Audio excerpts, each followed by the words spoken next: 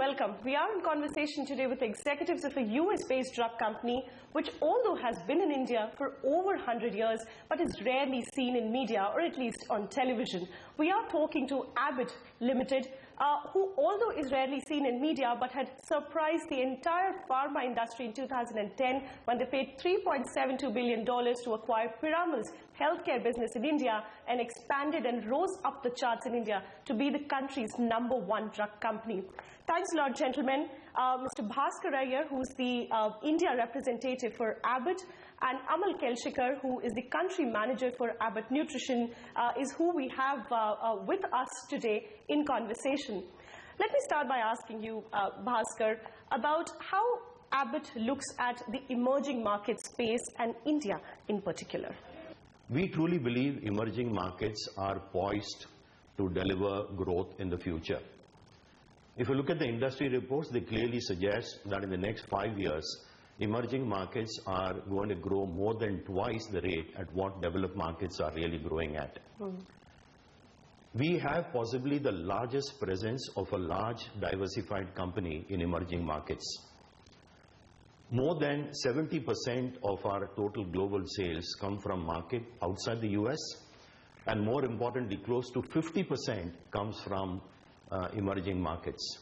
So that clearly demonstrates the organization's commitment and how we want to continue to invest and strengthen our presence. So if we talk about the hierarchy in terms of emerging markets, where does India stack up for Abbott? Let me quote verbatim my global CEO and chairman, Miles White. India is an investment priority. India is fundamentally important to the future. I think that very strongly demonstrates where India stands among emerging markets. This year we would have a turnover upward of 900 million US, and all of us take pride in the fact that we are in the top 5 countries globally in terms of sales contribution to our global sales. In India, we possibly have the largest operation. We have 14,000 employees, which is approximately 20% of the global workforce. When you come to products, I think it's a continuous journey of how do we strengthen our portfolio through innovative products, through products that really bring in revolutionary technology into India. And India has always been a pilot country. We launch our cutting-edge products in India, they're amongst the first markets where we launch it. We have a strong commitment to innovation. We have an R&D center for nutrition in Bangalore. We have an R&D center with close to 50 scientists in Bombay. And if you look at lastly in terms of infrastructure, there is, as you mentioned in your opening remarks, there is a sizable investment going on at all times. Currently, we are investing in upgrading our manufacturing facility in Baddi to really be catering to global markets. We are in the midst of a strategic assessment of how do we scale up our R&D center to really not only be catering to the Indian market, but possibly cater to the global markets, and how do we create linkages with the other centers of excellence, maybe in Russia or Brazil. The Piramal acquisition, and you spoke about some of the changes on ground and the kind of investments and changes that you're making on ground for Abbott integrated in India as of now. How has the integration actually panned out? Have you actually increased your presence, and has it actually worked the way Abbott was initially anticipating? At the outset, I should say we strongly believe it has worked. That's my first comment. With the Piramal acquisition, today we have a presence in upward of 90% of the important therapeutic areas. We have leadership position in a lot of therapy areas. Today we have 30 brands in the IMS list of top 300 brands. We have got iconic brands. We've got about 43 brands which are actually regularly referenced in the MBBS curriculum. This acquisition clearly has helped us attain leadership position, and we would be ranked in the top 3 in at least 6 to 7 of the important therapy areas. Today we have one of the best trained and a very capable field force, and clearly the sort of reach that we have helps us achieve this leadership position in the business segments that What is the operate. total size of your field force right now? I would, rather stick to the fact that if you look at it, Abbott overall across all divisions actually has about 14,000 employees, and a large number out of that is actually people in the field. Coming to reach, we possibly are one of few organizations which also has a very good marketing and distribution penetration in extra-urban India through an entity called, TrueCare. If I move to the manufacturing domain, this acquisition gave us a very good asset in Baddi, which is possibly the largest, formulation manufacturing plant in India, with a very capable, team there.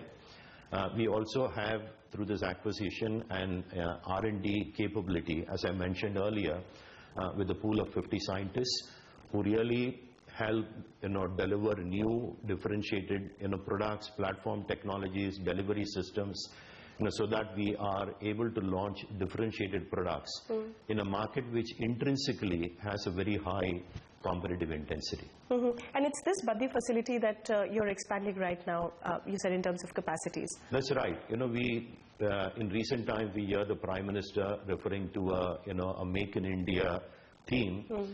This is, I think, a philosophy which has resonated with Abbott for a long time. That's something that we strongly believe in. The fact that we are sitting here today in Jagadia, with the inauguration of a greenfield nutrition plant, once again demonstrates a long-term, commitment. While in Baddi, we are now actually moving from Make in India for India to Make in India even for global markets. So in the coming months, we would also be catering to a few important emerging markets on the global front. So in terms of the investments that you're making in that plant to expand capacity so that you can cater to other global markets as well, what are the kind of investments there? And in terms of capacities, how much would it go up to? And in terms of percentage of your global requirements, how much could be sourced from India? I may not be in a position to answer that very precisely. I'm not really very familiar with the details. And the reason for that is this is an investment that's been going on for some time. So there's quite a lot of work happening in terms of upgrading, ensuring we have the right international accreditations and so on and so forth. So we are, I would say we're in the midst of the whole, process, and it will take some time before we, get the right capability and the scale to cater to global markets. You had said you would be growing somewhere around 20 to 22% with Piramal and the entire integration. But in the last 2 to 3 years' time, we've seen you growing around 9 to 10 to 12% of growth. Where is it that there is this, which is bringing in this gap? We have, I would say, broadly, in most years, we've been growing ahead of the market. Clearly, if we talk about this year itself, the pharmaceutical division is growing much faster than what the market is growing at. More important, the whole team is really focused from here. As you mentioned, there have been a lot of investments in recent time, and I reiterated there are investments in people, in portfolio, in innovation, and so on. And I think our strategic intent is to accelerate a growth, going forward. So we are broadly, okay from a strategic sense as to what it has delivered. We have delivered ahead of what the market is growing at, as I mentioned, even this year. And clearly, if anything, we will further accelerate our growth from here. And in the Piramal acquisition, there were no unhappy surprises that you came across? Nothing that comes to mind, I would say. Like I said. No glitches per se? Not really. Nothing, which top of the mind comes, which, strikes me. But I think there have been, if you look at it in the past few months and years, there have been glitches in the environment. GDP growth got a little sluggish and so on and so forth. But I would say nothing really that comes to mind. The other focus area for the company, and you've been one of the oldest in that space also, is nutrition. That's right. We are here for the inauguration of your greenfield facility. Very excited. In terms of Abbott's push here in nutrition, obviously setting up a greenfield facility does say a lot. But in terms of how do you see it pan out in the next few years with this facility contributing to the Indian market? The first thing that a doctor will tell you when you go to, he will say diet and exercise. And nutrition is so integral to the diet. So the market is evolving. What we are doing is we are trying to shape the market. We are playing very active role in terms of how we are driving awareness, how we are getting closer to the customer. And this nutrition plant and R&D center that we have is a clear example how we try to get closer to the customer. And clearly we are trying to tailor the products which meet the Indian market needs. So we are playing in 4 important categories. One, we play in infant and maternal care. We play in child nutrition.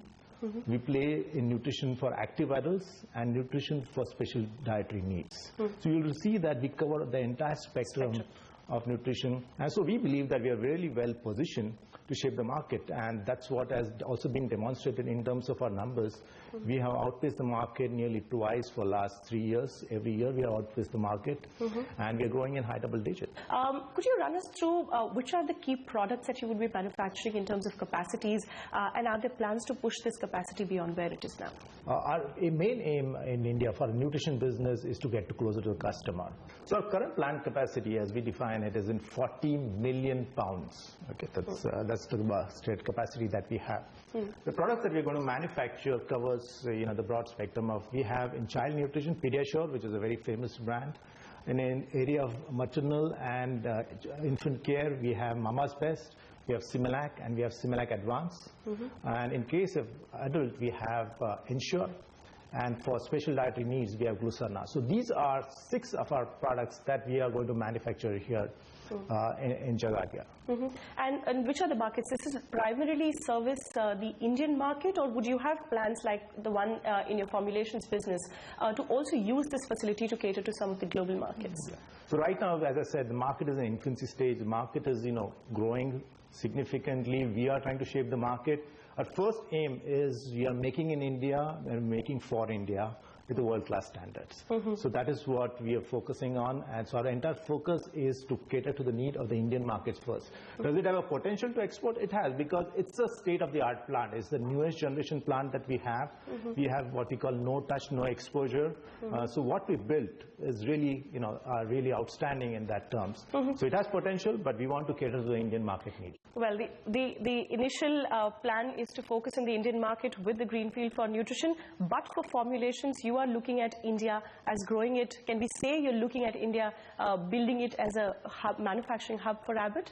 It would continue to be an important manufacturing site for the Indian requirement, and will begin to cater to global markets.